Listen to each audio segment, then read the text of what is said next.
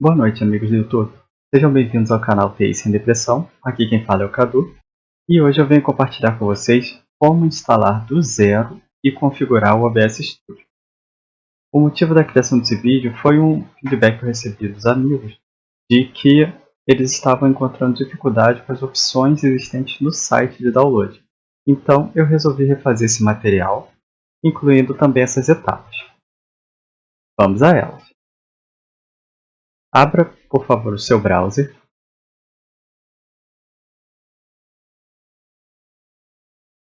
E no campo de pesquisa, digite OBS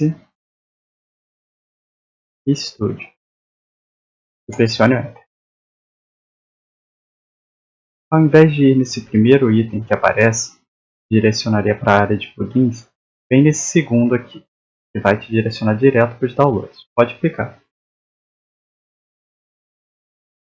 A opção que nós iremos baixar é essa aqui, do botão grande verde, a versão 0.16.2 do OBS Studio. Pode clicar.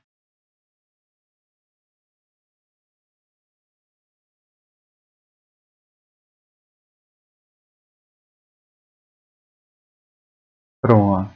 Agora que o download terminou, vamos acessá-lo, ou clicando diretamente nele, ou indo na pasta onde você salvou o seu arquivo baixado. Pode permitir. E vamos à instalação. A instalação dele é bem simples. Pode só continuar. Notem que se seu Windows não tiver as bibliotecas do Visual C++ instaladas, o próprio OBS irá lhe perguntar se deseja baixá-los ou não. Nesse caso, diremos que sim. Ele irá nos redirecionar para o site da Microsoft. Basta clicar nesse botão grande Download. O arquivo que nós desejamos vai depender do seu processador. Se for de 64 bits, é esse aqui.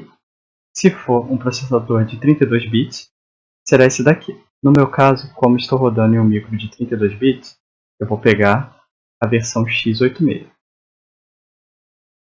E clique aqui embaixo em Next. Ele iniciará o download. É bem curto, 6 MB. Pronto. Terminando o download, pode acessar o arquivo que acabamos de baixar. Clique em executar. Marque a caixa de que concordamos com os termos de licença e clique em install. Sim, nós iremos permitir e aguardaremos o progresso da instalação.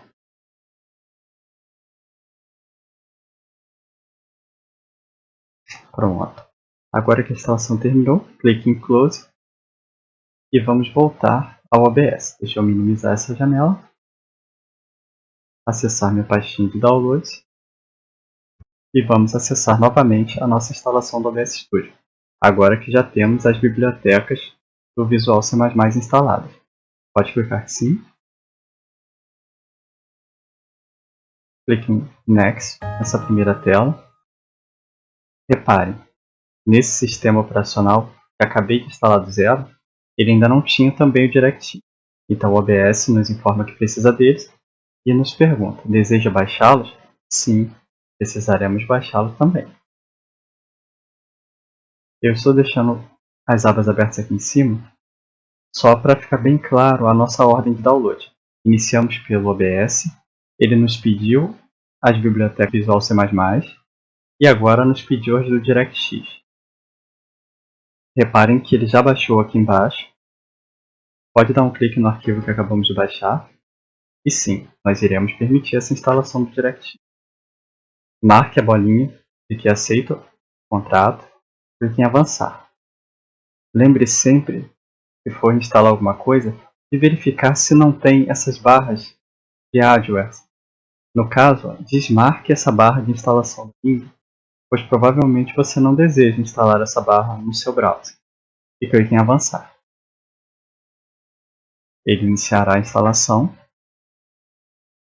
Aqui ele nos informa do tamanho do download de 48 MB. Sim, pode avançar.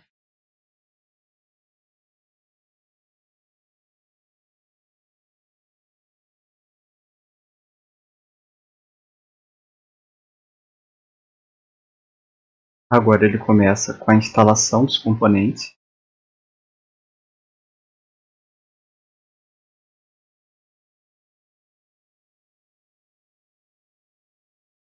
Pronto, agora até a instalação foi finalizada. Clique no botão concluir. E vamos novamente à nossa pasta Downloads e iniciar a execução da instalação do OBS. Sim, iremos permitir a execução desse arquivo. Apenas continuar. Concordamos com a licença. Ele nos pede para selecionar uma pasta. Neste caso eu vou deixar na pasta padrão. Clique em Install.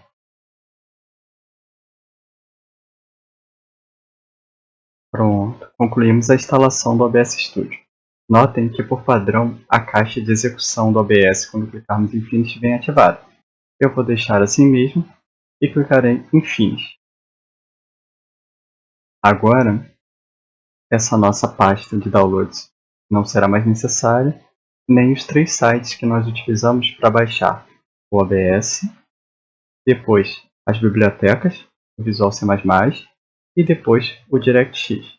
Então, eu vou fechá-las. Um novo termo é exibido, nós também clicaremos em OK. Pronto. Agora, vamos acessar nosso OBS Studio.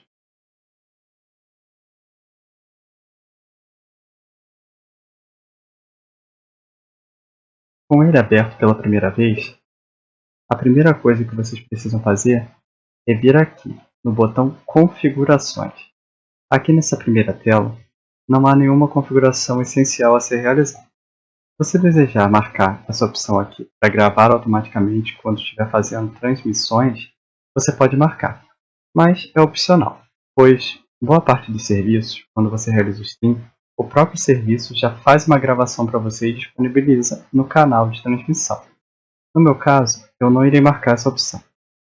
Uma coisa que eu acho interessante é alterar o tema para o Dark, pois ele é um pouco mais escuro e não força tanto a vista, mas aí é questão de gosto, fique à vontade.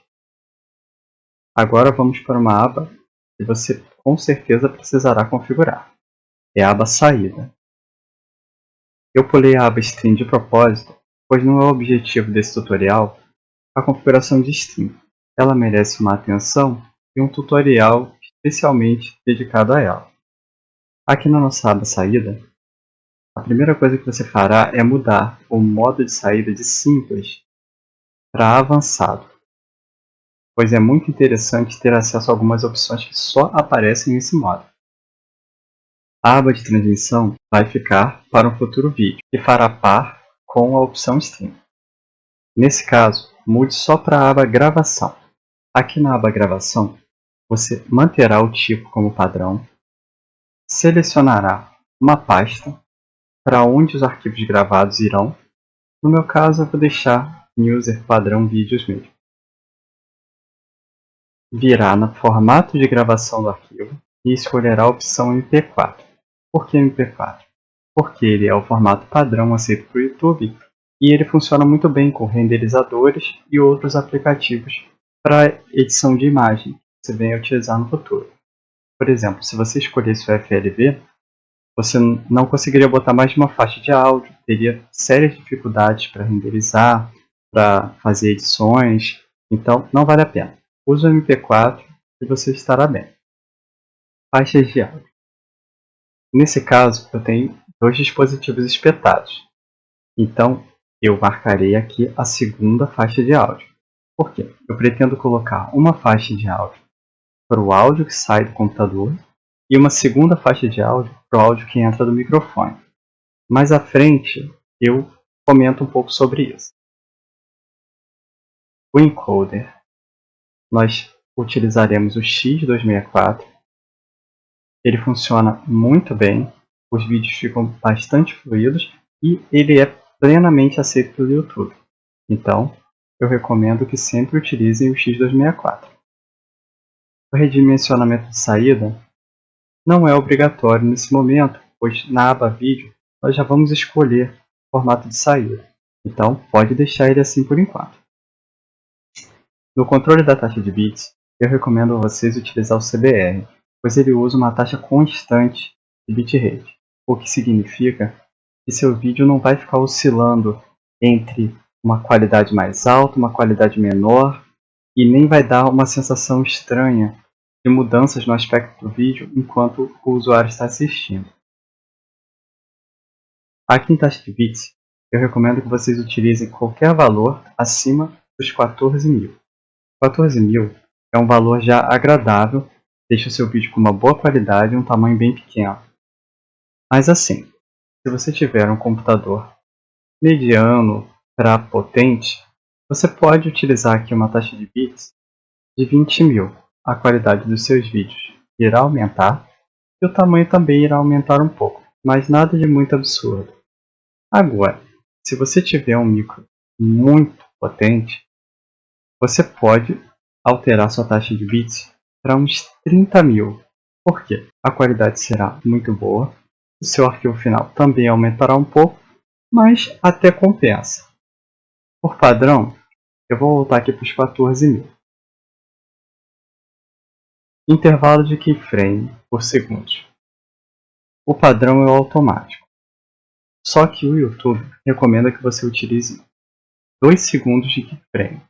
Eu já testei com 0, já testei com 2 e o resultado foi muito semelhante. Então, fique à vontade para utilizar 0 ou utilizar a recomendação do YouTube que é o 2, pois nas duas opções você estará muito bem. Eu vou manter o 0. Perfil, você selecionará o main e ajustes você não marcará nenhum. Aqui embaixo tem uma caixinha que seria para exibir o frame rate de forma variável. Não é agradável um frame rate variável, porque em alguns momentos seu vídeo passaria a impressão de estar com um slowdown ou com aceleração. Então, não marque essa caixa. Vamos à próxima aba, que é a aba Áudio. Aqui na taxa de bits do áudio, eu recomendo que você utilize sempre os valores de 128 para cima.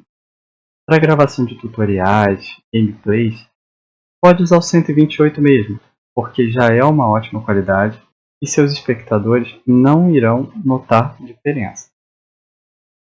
No meu caso, eu marcaria 128 para a primeira e para a segunda faixa, que são as faixas que eu estou utilizando. Agora, se você tem uma banda, está gravando seus vídeos e quer agradar aquelas pessoas com um ouvido mais apurado, pode aumentar aqui a sua taxa de bits do áudio para 320, 288, 256, porque para eles provavelmente será o mais recomendado. Mas no nosso caso, como é tutorial ou gameplay, manterei nos 128. Vamos agora para a opção áudio. Aqui na opção áudio, note que os dispositivos, tanto de reprodução quanto de gravação, vêm na opção padrão. Eu não gosto de deixar no padrão, prefiro sempre selecionar meus dispositivos.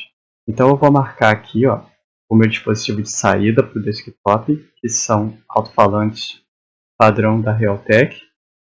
E aqui no microfone auxiliar também marcarei o meu microfone, que é o que está espetado ali, também na placa Realtek. Aqui embaixo você não precisa mexer em nenhuma dessas opções, pois ela só adicionaria algumas funcionalidades que pelo menos eu não achei tão interessante. Pressionar para mutar, pressionar para falar. Eu prefiro falar e o áudio ser gravado, sem eu precisar pressionar nenhuma tecla, mas é questão de gosto. Vamos agora para a opção de vídeo. Aqui em vídeo, nós escolheremos a nossa resolução base, que só serve para nós que estamos gravando, e a resolução de saída, que é a resolução que as pessoas que irão assistir verão. No meu caso, eu utilizo para mim a resolução máxima possível. Porém, para as pessoas que irão assistir, eu vario de acordo com o que eu estou gravando. Por exemplo, para tutoriais, eu gravo na máxima e vai um Full HD para quem estiver assistindo. Para gravar jogos, eu utilizo somente HD, porque eu deixo um pouco mais leve para o meu processador rodar os meus jogos e, ao mesmo tempo, fazer a gravação. Nesse caso aqui, como é tutorial, eu vou manter o Full HD. Em filtro de redução, eu recomendo utilizar sempre o bicúbico. Eu cheguei a testar o bilinear e o Lanxess, mas nenhum dos dois ficou agradável e leve ao mesmo tempo da forma como o bicúbico fica. Então, eu mantenho o bicúbico. Aqui no FPS, eu recomendo que você mantenha sempre uma taxa de 30 para cima. Por quê? Porque em 30, os nossos olhos já praticamente não percebem variações de quadros. Se você tiver um computador mais potente, você pode ir para uma taxa de 60, 59, 48. Mas em 30, você já terá uma taxa de exibição muito agradável. Eu vou manter aqui em 30. Vamos agora configurar as teclas de atalho. Nessa tela de teclas de atalho, as opções mais importantes são iniciar gravação e parar gravação. Eu costumo utilizar a tecla asterisco do teclado numérico. Eu gosto de usar a mesma tecla, tanto para iniciar quanto para parar.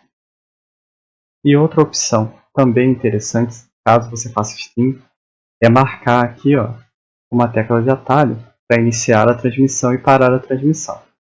Como nós estamos configurando para gravação, eu nem vou colocar uma tecla aqui nesse momento.